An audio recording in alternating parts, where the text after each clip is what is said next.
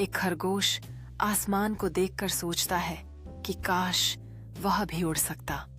फिर एक कबूतर उसे सिखाता है कि सपने दिल से उड़ाए जाते हैं, पंखों से नहीं।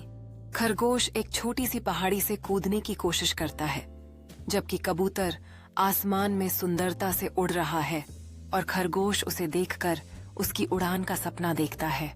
खरगोश एक पेड़ के नीचे बैठा हुआ है, मिट्टी में एक छड़ी से पंखों का चित्र बनाते हुए उसकी आंखों में रचनात्मकता और सपने झिलमिलाते हैं।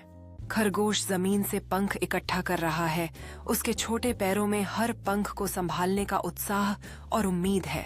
अब खरगोश अपने बनाए हुए पंख पहनकर एक पहाड़ी के किनारे खड़ा है, दृढ़ संकल्प के साथ कूदने के लिए तैयार है, जबकि कबूतर उसे प्रेरित कर रहा है।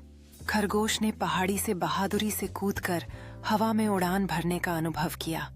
उसकी आंखों में उत्साह और खुशी थी, जबकि कबूतर उसके साथ उड़ रहा था।